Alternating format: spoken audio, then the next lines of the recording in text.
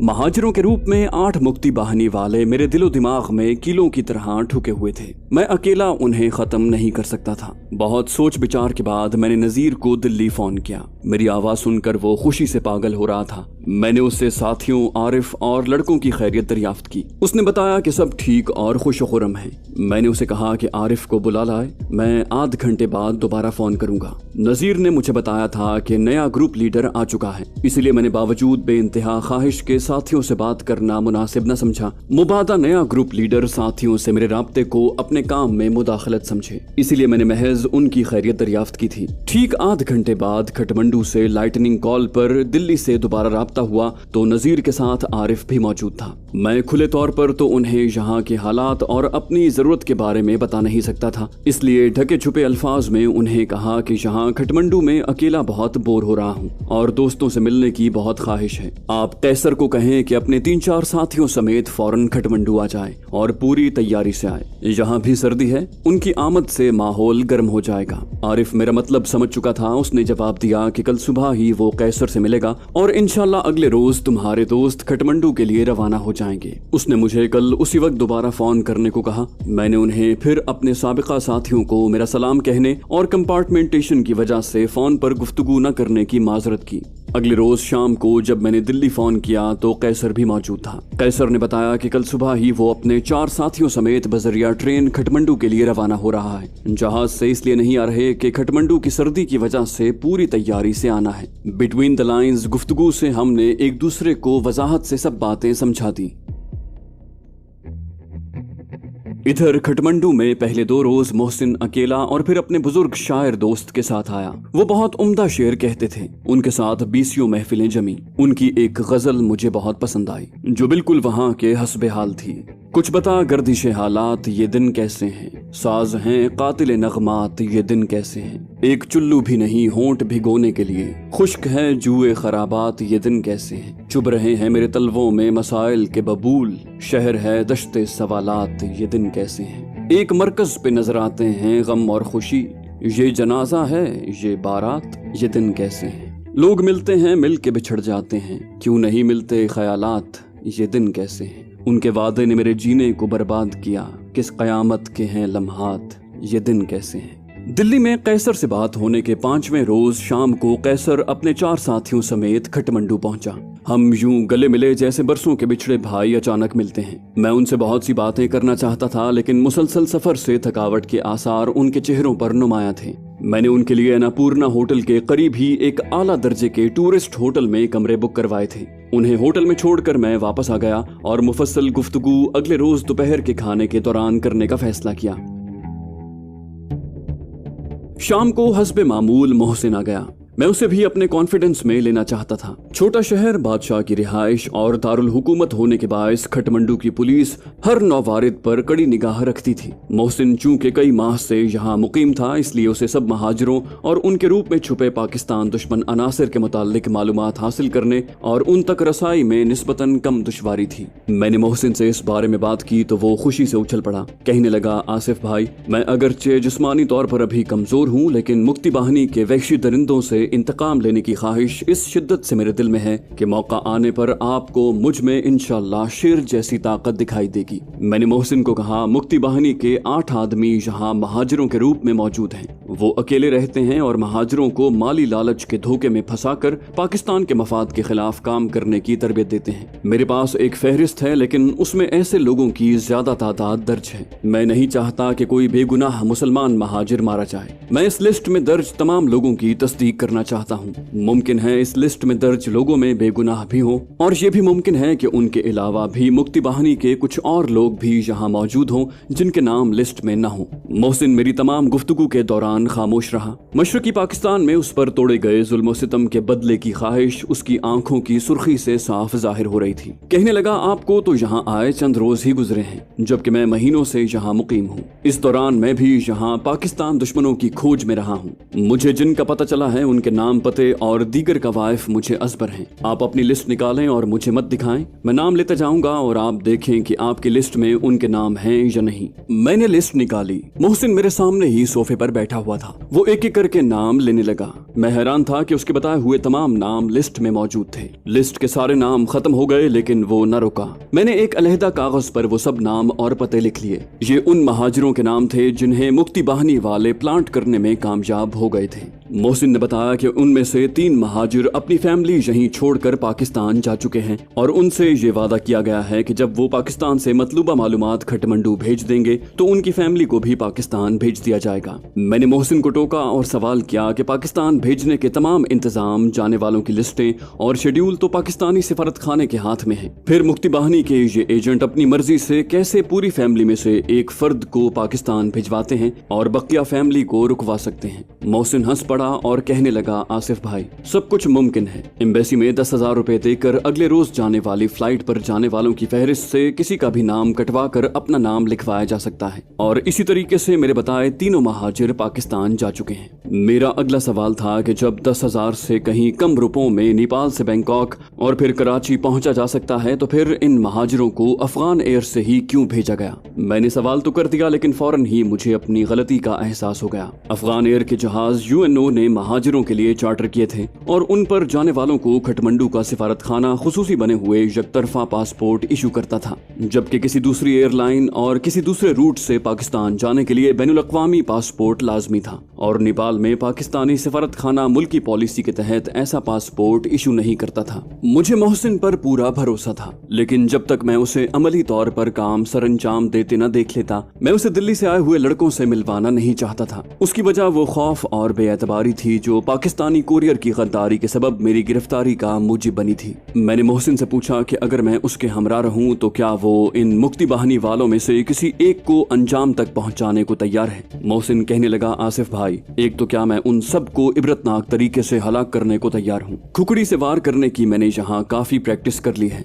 मैंने बहुत पहले ही उन्हें ठिकाने लगा दिया होता, लेकिन अपनी जिस्मानी कमजोरी की वजह से ये काम न कर सका। आप साथ हों और अगर मैं कहीं कमजोर पड़ जाऊं तो मेरी मदद करें तो मैं ये काम बिला तौक़ुफ़ के करने को तैयार हूँ। मैंने मोहसिन को अच्छी तरह से ठोंक बजाकर उसे आइंदा रात 8 बजे अपनी खुकड़ी साथ लाने और अपना पहला शिकार खुद मुंतखब करने का कहकर रुखसत कर दिया। दूसरे रोज दोपहर को मैं टूरिस्ट होटल गया। कैसर और 4 लड़के मेरे इंतजार में थे। खाने के बाद हम सब कैसर के कमरे में गए और वहाँ मीटिंग शुरू हुई। मैंने उन्हें यहाँ के तमाम हालात तफसीलन बताकर कहा कि मुक्ति बाहिनी के 8 आदमी यहाँ पूरी आजादी से अपनी सरगर्मियों में मसरूफ हैं, उन्हें ठिकाने लगाना है। मैंने उन्हें बताया कि एक बिहारी महाजिर भी हमारे साथ इस काम में शरीक होगा और पहला शिकार वही करेगा। लड़के अपने साथ रिवॉल्वर, पिस्तौल और बड़े चाकू लाए थे। मैंने उन्हें कहा कि यहाँ सिर्फ चाकू इस्तेमाल किए जाएंगे क्योंकि बारूदी असलहे की आवाज से हमसाए फौरन बेदार हो जाएंगे। मैंने उन्हें कहा कि अगर हमने हर रोज 1-2 शिकार किए तो पुलिस चौकन्नी हो जाएगी,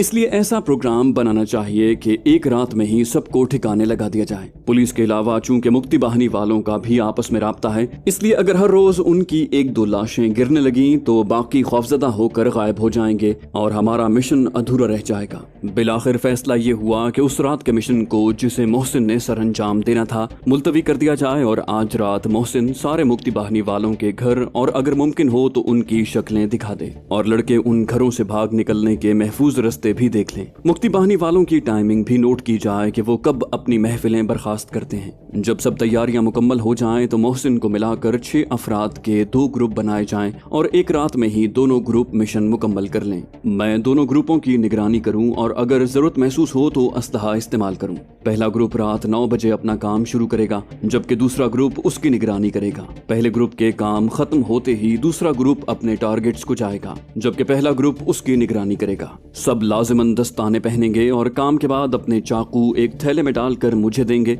जिन्हें मैं शहर से बाहर किसी पहाड़ी खो में फेंक दूंगा। उनसे तमाम तफसीलात तय करके मैं होटल चला आया। लड़के 2-2 की टोलियों में शहर की सैर को निकल गए। कैसर मुझसे तन्हाई में कोई बात करना चाहता था, इसलिए मैं उसे अपने हमरा होटल ले आया। होटल के कमरे में आकर मैंने कॉफी का ऑर्डर दिया और कैसर से दिल्ली के हालात पूछे। उसने बताया कि लड़कों की सरगर्मियां और जोश बिल्कुल खत्म होके रह गए हैं। गिराज में जहां जहां बिला नागा हर शाम लड़के इकट्ठे होते थे, अब कभी कभार ही आते हैं और इधर उधर की बातें करके चले जाते हैं। मैंने वजह पूछी तो पहले तो वो जवाब देने से कतराने लगा, लेकिन मेरे जोर देने से वो आखिर फट पड़ा। बोला, क्या कहूँ, आपने जिस मोहब्बत और जज्बे से सबको इकट्ठा किया और तरबियत दी थी वो अब सिरे से ही मफकूद है। आपके जाने के बाद जब तक हबीब ग्रुप लीडर रहा वो हमसे बिल्कुल आपकी तरह घुल मिल कर रहता था। हमें आपकी कमी जरूर महसूस होती थी, लेकिन उसने हमारे जज्बे, जुर्रत और वलवले में कोई फर्क न आने दिया। लेकिन जब से नया ग्रुप लीडर आया है उसके रवैये से हालात बिल्कुल बदल गए हैं। उसने हबीब और दूसरे साथियों को हमसे मिलने से रोक दिया है। उसने अपनी रिहाइश अब भी नजीर साहब के यहाँ बाकी साथियों के हमरा रखी हुई है। हम पहले की तरह जब भी हबीब और दूसरे साथियों से मिलने गए वो बड़ी रुखाई से पेश आया।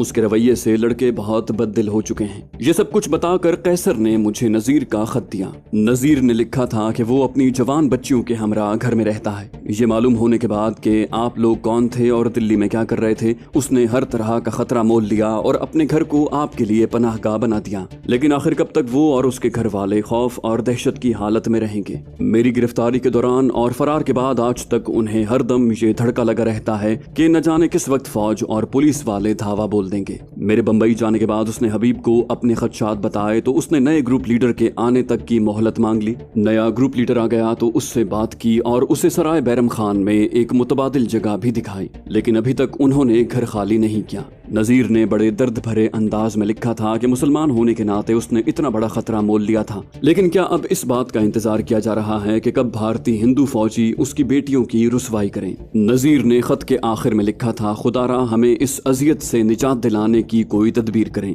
और हमें इस चीज की सजा न दें कि हमने अपने पाकिस्तानी मुसलमान भाइयों को बेपनाह खतरात के बावजूद पनाह दी। खत पढ़कर मैंने कैसर की तरफ बढ़ा दिया। वो मेरे चेहरे से तासुरात का अंदाजा लगा रहा था। कहने लगा, नजीर ने ये खत मुझे पढ़ा कर ही लिफाफे में बंद किया था। हमने हबीब से भी यहाँ आने से पहले इस मसले पर बात की थी। वो सब कुछ जानते हुए भी मजबूर हैं। डाक का पैकेट ग्रुप लीडर अपने सामने बंद करवाता है। उसी घर में रहने की वजह से ट्रांसमीटर पर मुख्तसर पैगाम भी उसकी मौजूदगी में ही भेजा जाता है। नजीर ने आपको ये खत अपनी आखिरी कोशिश समझते हुए भेजा है। अगर जल्द ही उसे कोई मुस्बत जवाब न मिला तो फिर हम गिराज वाले इस मामले को अपने हाथ में ले लेंगे। हमारे मुतालिक तो आप जानते ही हैं कि हमने कभी अपनी जान की परवाह नहीं की। पाकिस्तान की खातिर अगर हम भारतीय फौज और DMI वालों से भिड़ सकते हैं तो अपनी बहनों की इज्जत बचाने के लिए एक लावारिस पाकिस्तानी जासूस को ठिकाने लगाना हमारे लिए बच्चों का खेल होगा। मैंने उसे तसल्ली दी और यकीन दिलाया कि मैं अपनी पूरी कोशिश करूंगा कि ये मसला जल्द अज जल्द सुलझ जाए। 3 रोज बाद मैंने पाकिस्तान जाने वाली डाक में अपने थैले में नजीर का खत और कैसर के इरादों के मुतालिक तफसीलन लिख कर भेजा।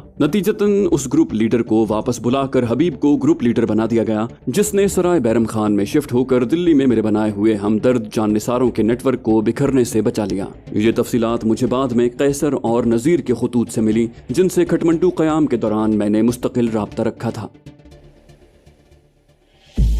आइंदा 3 रोज हम सब ने मोहसिन की रहनुमाई में मुक्ति बाहनी वालों की निगरानी, उनके घरों से बाहर जाने और वापस लौटने और उनकी महफिलों के खत्म होने के औकात और तकमील के बाद वापस आने के रास्तों के तायुन में गुजारे। हमने बाजार से दस्ताने और जेबी टॉर्चें भी खरीद ली। दस्ताने तो हाथों के निशान न पड़ने के लिए थे। जूतों के निशान की हमें कोई फिक्र इसलिए न थी क्योंकि खटमंडू की सारी जमीन पथरीली है। मैंने शेर पंजाब रेस्टोरेंट के मालिक सरदार जी से उनकी गाड़ी भी मांग ली। गर्जे के सब तैयारियां मुकम्मल थी। हमें अब सिर्फ एक्शन की रात का तायुन करना बाकी था कि अचानक एक मसला सामने आ गया जिसकी तरफ मैंने पहले तवज्जो न दी थी। खटमंडू के होटलों और गेस्ट हाउसेज में 99% गैर नेपाली ही कयाम करते थे, जिनमें से बेशतर यूरोपियन, अमरीकी और खाल खाल जापानी होते। ये टूरिस्ट अक्सर खटमंडू के अतराफ के पहाड़ों पर हाइकिंग के लिए सुबह निकल जाते थे। खटमंडू और अतराफ के देहातों के वारदातिये उनकी ताक में रहते थे और जो ही कोई उनके हाथ चढ़ता तो उसके पैसे, घड़ी और कंपस तक छीन लेते और जरा सी मजाहमत पर खुकड़ी के वार से हलाक करके गहरी खाइयों में फेंक देते।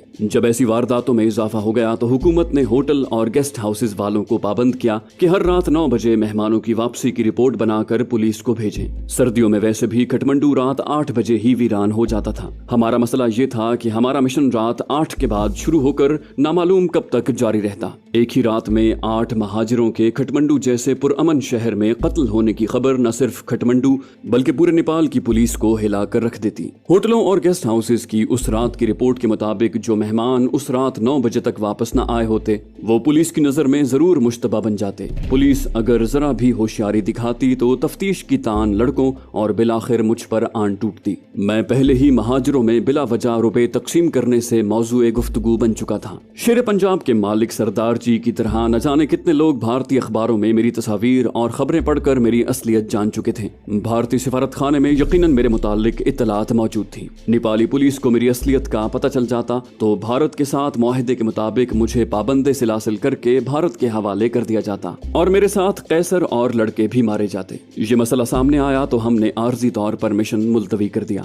मेरा होटल वसी रकबे पर फैला हुआ था और 2 मंजिला था। मैं अपने कमरे की अकबी खिड़की से रस्से के जरिए बाआसानी उतर सकता था और शाम को वापसी के इंदराज के बाद खिड़की से उतरकर अंधेरे में गायब हो सकता था। मैंने होटल के चारों तरफ घूमकर अच्छी तरह से जायजा लिया। मेरे फ्लोर पर जितने कमरे थे उनकी अकबी खिड़कियां मेरे कमरे की तरह हमारे काम के लिए मौजूद थी। इस तरफ से मुतमईन होकर मैंने कैसर से मशवरा किया और अगले दिन ये 5 अन्नपूर्णा होटल में चेक इन हो गए। अब दूसरा मसला हमारे सामने ये था कि होटल से निकलते वक्त सारे होटल की बिजली बंद की जाए। होटल की बिल्डिंग के अलावा उनके दोनों लॉन्स में भी नीलगू रोशनी के गार्डन लैंप्स थे। उनकी रोशनी में होटल के गार्ड्स हमें खिड़कियों से उतरते हुए जरूर देख लेते। बिजली गुल होने के बायस एक तो अंधेरा हो जाता, दूसरे गार्ड्स ने फितरी तौर पर मरकजी बिल्डिंग के मेन गेट की तरफ मुतवज्जे हो जाना था और हमें निकल भागने का मौका आसानी से मिल जाता। अब हमें होटल के स्विच रूम की तलाश थी जो हमें जल्द ही मिल गया। लॉबी के आखिरी कोने में वॉशरूम के साथ बगैर दरवाजों की एक कमरा नुमा जगह में दीवार पर 3 बड़े मेन स्विच लगे हुए थे। दिन के वक्त 2 स्विच ऑन और एक ऑफ रहता था।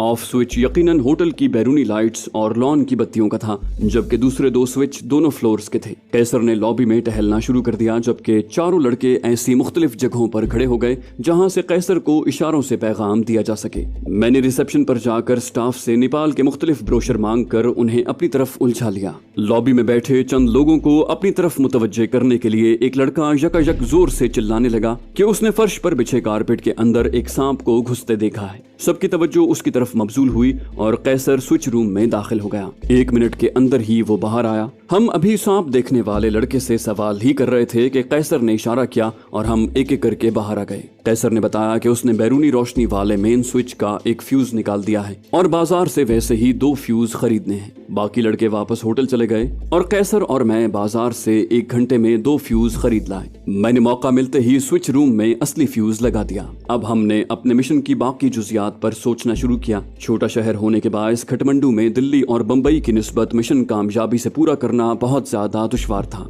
बिजली गुल करने का जिम्मा कैसर ने लिया। एक फैसला ये हुआ कि अगर एक कमरा ग्राउंड फ्लोर पर ले लिया जाए तो ना तो हमको कुर्सियों के जरिए खिड़कियों से उतरना पड़ेगा और ना ही कैसर को अंधेरे में स्विच रूम में अपनी कार्रवाई करके ऊपर अपने कमरे तक जाना और फिर खिड़की के जरिए उतरने में वक्त जाया करने की जरूरत होगी। शाम को मोहसिन आया तो मेरी हिदायत पर वो अपने घर गया और अपने नए कपड़ों से भरा नया सूटकेस लेकर होटल में आकर ग्राउंड फ्लोर पर एक कमरा ले लिया। अगले रोज हम बाजार गए और मैंने सबके लिए खाकी रंग के ओवरकोट खरीद लिए जैसे खटमंडू की पुलिस सर्दियों में पहनती है। कैसर ने नेपाली रुपए के चौथाई और आधी कीमत के कई सिक्के लिए। मैं शाम को शेर पंजाब रेस्टोरेंट गया और सरदार जी की गाड़ी ले आया। अब हम मिशन के लिए पूरी तरह से तैयार थे और हमें आज रात ही उसे सरंजाम देना था।